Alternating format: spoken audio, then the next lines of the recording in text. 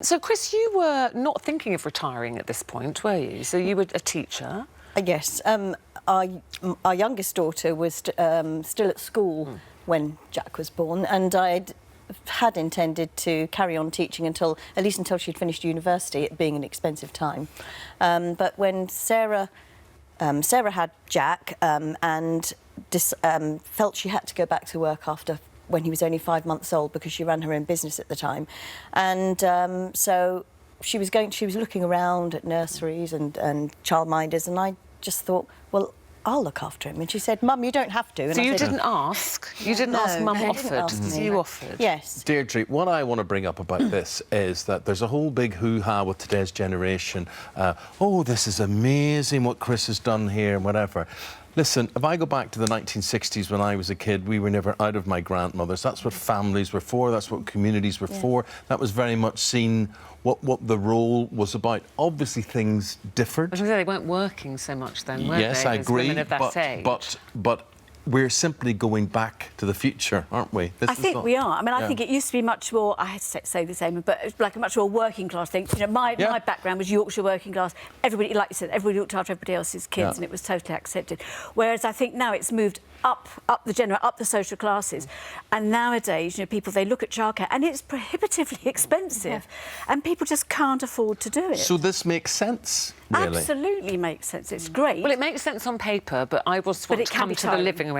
So there you are. So you've said, yes, we'll look after Jack. You're enjoying it. You know, you look a very fit woman. So, yeah, you're enjoying it. You're going back to work, Sarah, running your own business, knowing that he's being well looked after. Yes. But then you decide to let the family move in with you. So that's another step, isn't it?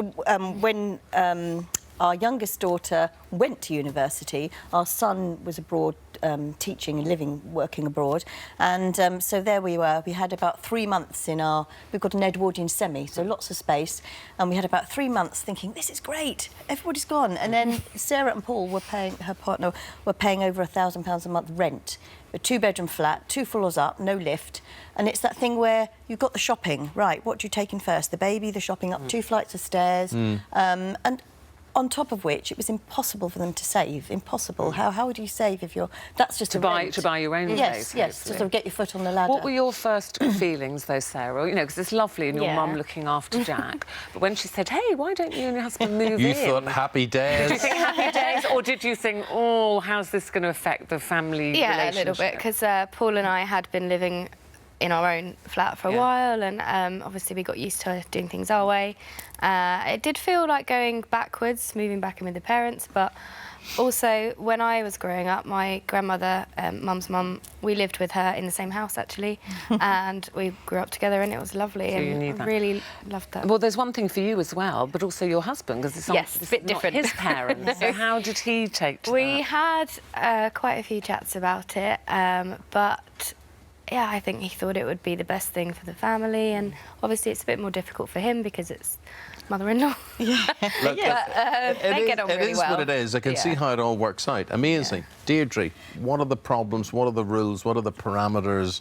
How do you make this stay on track? I think everyone has got to be very flexible. You know, there was a stat out today that is something like 1.25 million of 25 to 34-year-olds are now living with their parents. You know, basics, all these costs you're talking about, rent's so high, you know, you just can't get a mortgage these days. So everyone's got to be very careful, I think, around one another, and also decide, you know, if you've got babies involved or small children, who's going to set the rules about, you know, what are the rules around sweets and discipline and sleeping? Well, that's always quite tricky with grandparents generally, isn't it? Let alone if you're living with them. So have you had to set ground rules with Mum and to say, look, this is how I like to parent, it might not be you, but then you're living in their home? Yes. So how does that work?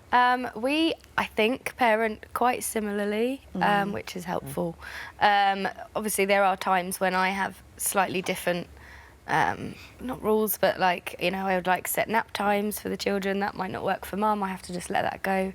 And if it works for her, that's fine. What about you and your husband, though, Chris? So, you've put your travelling plans on hold at the moment. Now there's another baby's come along, so you're looking after 2 children. What about you and your home? Because there's no privacy, is there? And babies and young children, there's a lot of mess and a lot of stuff. Well, we had our old formal dining room has become their sitting room, so at least all the toys are in that bit of the house. Our house is on 3 floors, so my husband and I are at the top. We've got our own bathroom and his study, so we feel a bit more removed. Yes. But we also have a little bolt hole that we escape to, which at weekends... Chris, I admire you. You are simply, in my view, doing what a parent should do. You think when you have her, or people think when she's 18, that's the end of your responsibility. It's never the end of your responsibility as a mum. Tell me that when your grandchildren want to move into your house. We'll come back to you. I already have that situation. You're not with the babies, though. No, not with babies. But, that's what we do as parents. Yes. Where I really admire you is your energy and enthusiasm as a grandparent, because I don't think I would have that. I have it as a parent, but I think I draw the line. Do you worry about your mum with 2 young children? I think I'm still on maternity leave for my youngest. I go back next Monday. Yes, a Monday. I think my eldest, he's 4, and he's really chilled and easygoing.